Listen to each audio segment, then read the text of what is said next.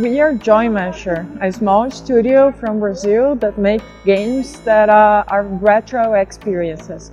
I'm Thais, and this is Danilo.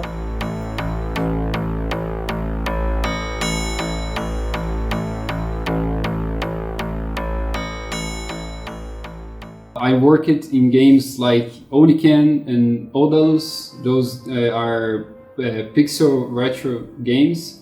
And now I'm going to talk about our new game, Blazing Chrome.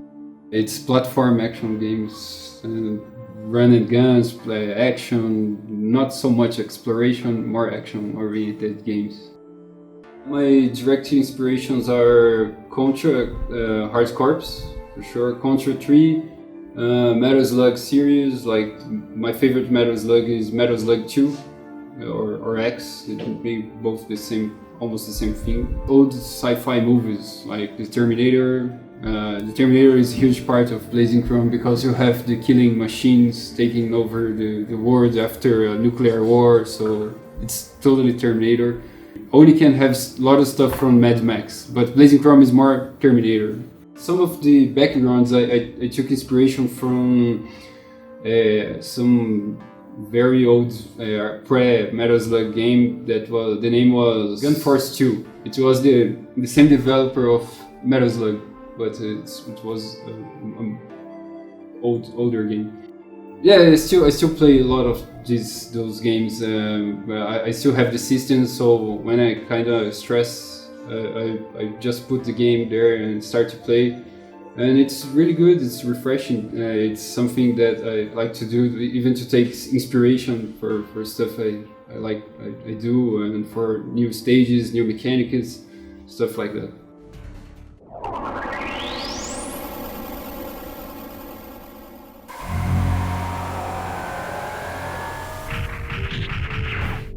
It's during the end of the 90s and the beginning of the 2000s, it was seen as something retro, as something old, but it's not. It is a way of expression. It is a way of making art, drawings, pictures, of rendering pictures and animations in the smallest possible resolutions. So for me, that's what pixel art is a way of telling a story or showing an image or depicting something in the smallest amount of data possible. It's not so much a choice, it's much what I can do, what I really like to do, and it's my specialty, I think. So yeah, it's I really like pixel art. I really like pixel art games, and I can't see myself doing other stuff than pixel art. If you put your own limitations, you choose to abide to them, then you have to try to think on the most creative ways of doing the things that you wanted to do. And that's magical, in my opinion. And it's not only for art, it is for many other aspects of a game. Trying to code in a limited number of lines, trying to design the simplest system possible. Everything could be limited, but when you are the one setting the limit, it's a very interesting way to work.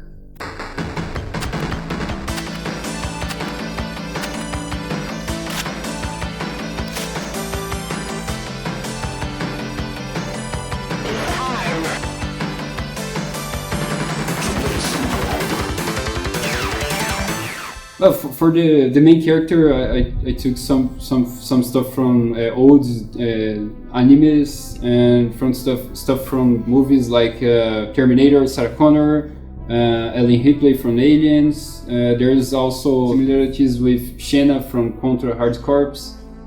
Yeah, that's I really want to make a badass female character, like a gender swap Bill Riser from Contra.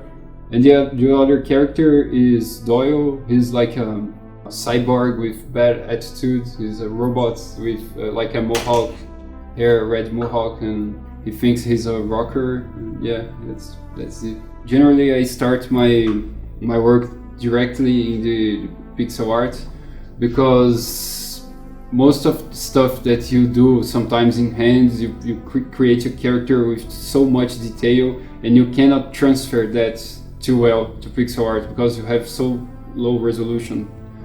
So I try to start on pixel art and try to make like 2, 3, 4 versions of the same characters and going to improve that, and finally I get to the final result. I love Super Metroid, I love Yoshi's Island, I'm playing Dark Souls 2 now, and I'm loving the level design. We have like the theme of the levels, like city level, forest level, stuff like that, train level, and we started to think, Yuri and I, we tried to brainstorm some ideas that can fit on that level, like, okay, we have a train level, what can be cool to put in the train level? So what about they go after the train with hover bikes?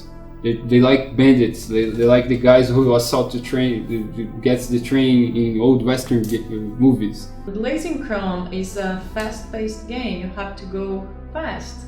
And it's a linear game, you have only one path to go, differently from Dark Souls, that you always have to explore the different paths. But in the same way, both games are not very forgiving, and that's something they have in common. So we have to deal with the same sort of loss feeling that the player in both games would feel. And we have to think about that on our level design as well.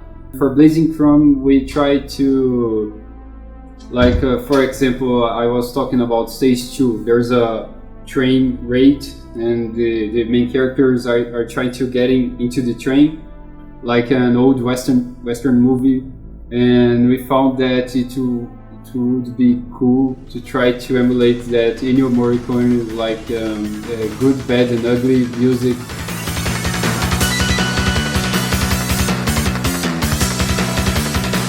But also trying to continue using the Mega Drive samples and like the synthetic samples of the game, and try to emulate like old video game sound. We are going to keep doing things because we like, and not because there is a big audience for them.